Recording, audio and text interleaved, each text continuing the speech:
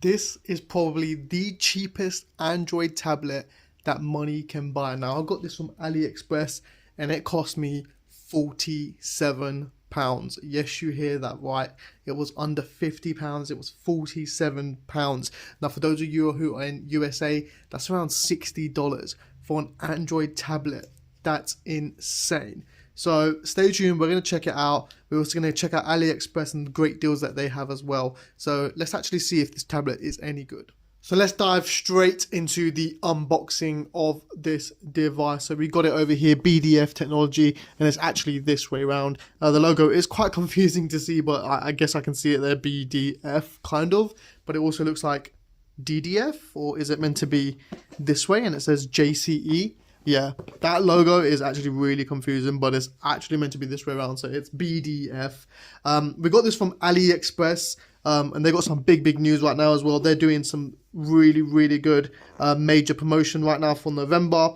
It will run from November 11th to 19th, so definitely check that out. I'll put all the links in the description down below and all the coupon codes that I have as well. So this might be selling for £47, so around $60, but you're probably going to get it even cheaper than that. So definitely check out the AliExpress link down below and all the coupon codes that I've attached as well. I'll also pin it on the comment section above so you can get to it a lot easier as well. But you can see over here, it is selling for around £47, which I think is insane for an Android tablet. That is crazy. So here we have the back of the box over here.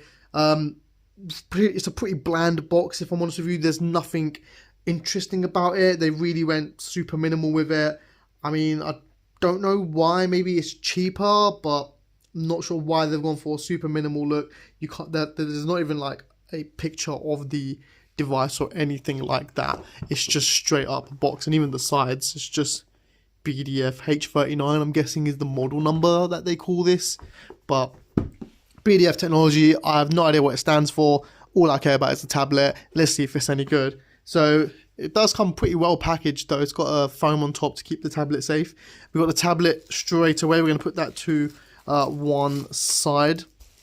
We will always have this typical foam used by these tablet companies, these cheap tablet companies. They always use this foam to pack it, and they always chuck in a screen protector. I love that. It is a film plastic protector though, but they always chuck one in, and usually they also have one pre-installed as well, which is great. We do have a user manual over here, and it's just a really simple user manual with a Android logo on a skateboard.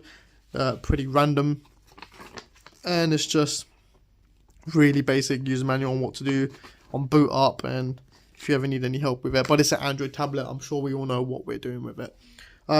What we have on this side box over here, let's check this out. So it seems to be a little bit ripped on this side over here. Let's pull it up from here. What do we have in here? We have, so we've got a SIM ejector tool, so that means this device does have a SIM card and may even have a micro SD card for expandable storage as well.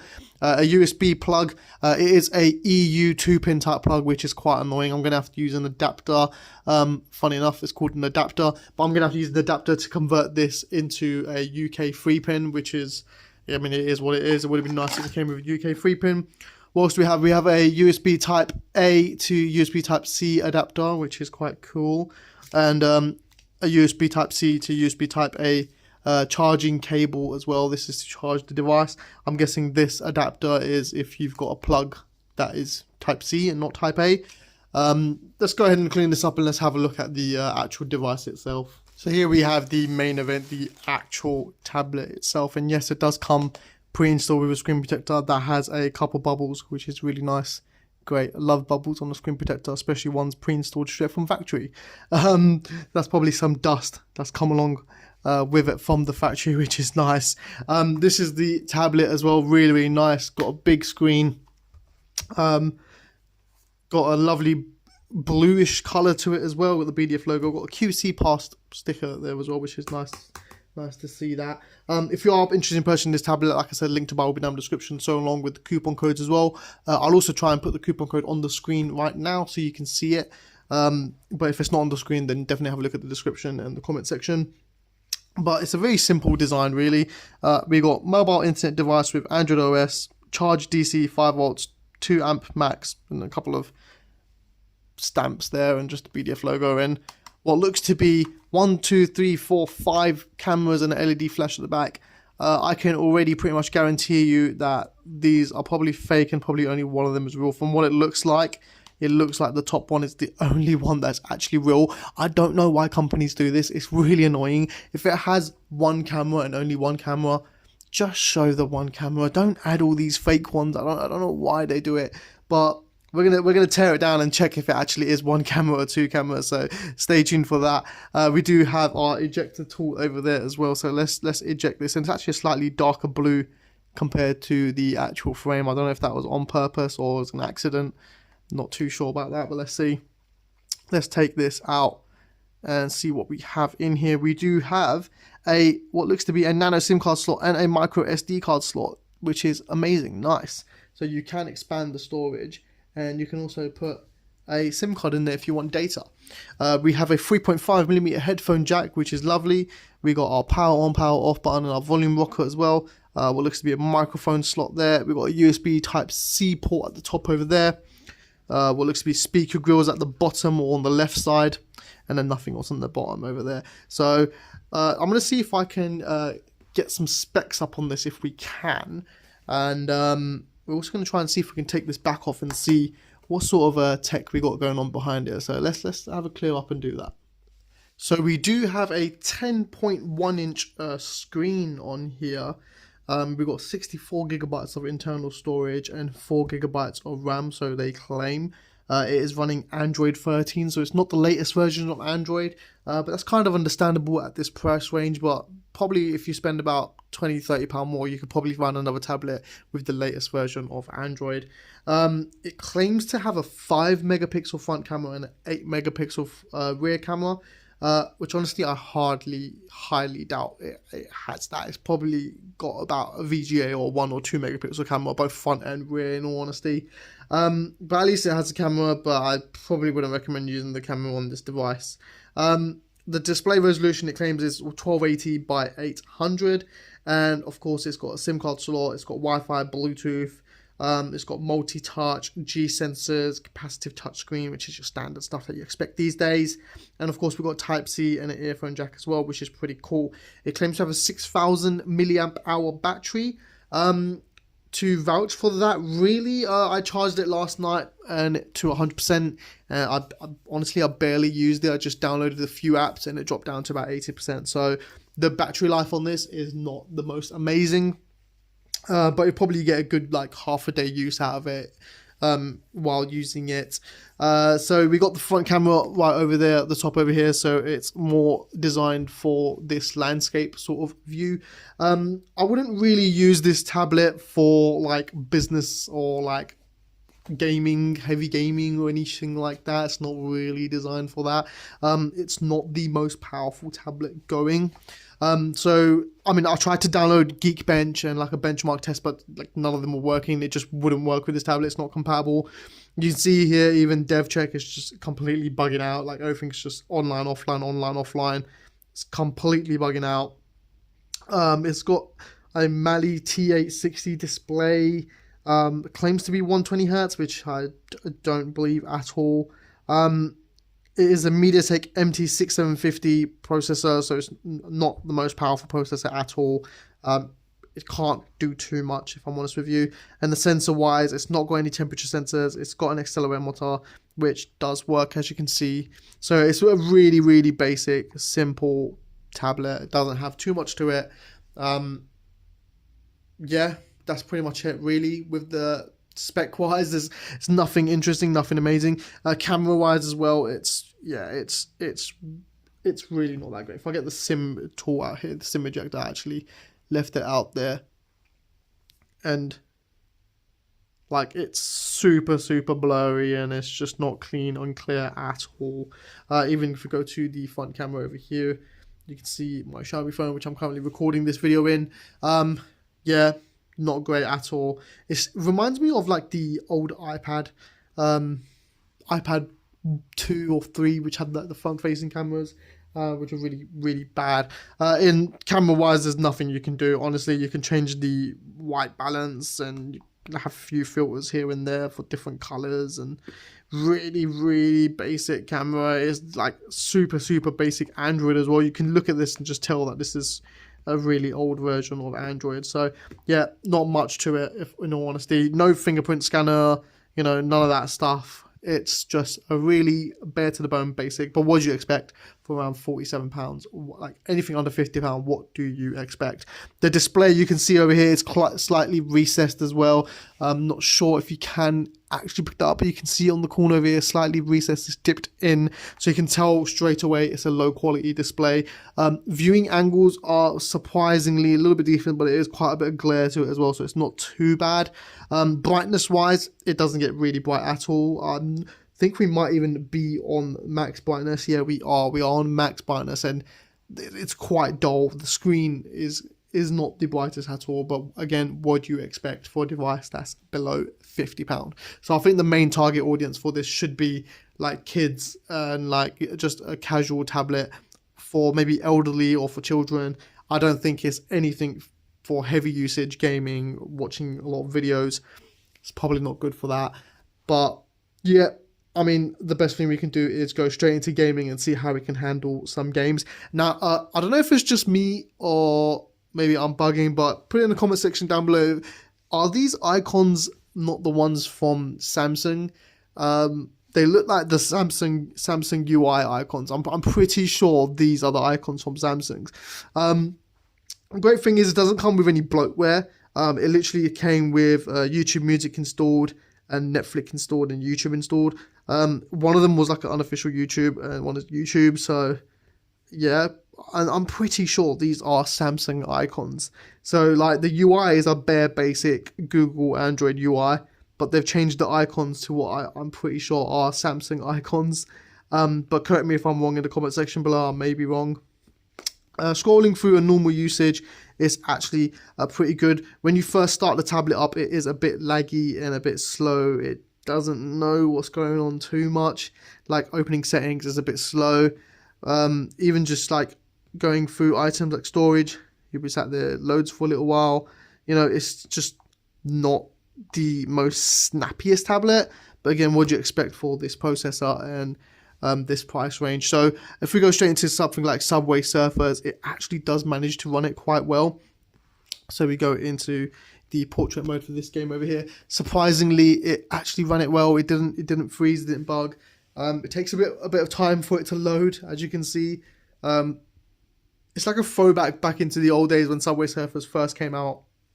We used to play it on devices back then. I mean, Subway Surfers back then was a lot more simpler, basic. It didn't really have a lot of DLCs or anything behind the like graphics too much to it. And so they have upgraded Subway Surfers nowadays for newer devices. But you can see here the lag in just loading that up. And I press X. The delay in for it to just know I pressed X. So you can tell it, like you can see the lag at the start over there, like it just lagged there as well. And then it is playable though. Like I have to admit, it's not like you can't play it at all. Responsive wise, it responds, but I don't know. You can sort of feel like there is a slight delay in response wise. So it works though. You can play the game like you can see here, but you may notice a couple lags here and there. So it's literally like Subway Surfers used to be back in the day when the old devices weren't super powerful. You see I pressed home, there was a bit of delay in that as well. I'm not sure if PUBG is downloaded yet, but we can go ahead and give PUBG a go. I don't think it will be able to run PUBG, but I mean, let's see how it goes. So with PUBG, I've got to download the whole game, which is quite annoying. But just out of curiosity, it took about 2 to 3 minutes just to get to this download page. And even when it asked me to select if I want to download the standard version or the HD version, I was tapping it for so long and it just wasn't responding. So far it's not looking like it's going to do a good job at being able to play the game, but let's give it a go and see anyway. In the meantime, while it's downloading, we can start the teardown of the device. So it's actually really simple to do the teardown on this. There's not a lot to it, in all honesty. This is just a plastic cover, so it honestly, you literally just get your nails in it and you can just pull it apart like so.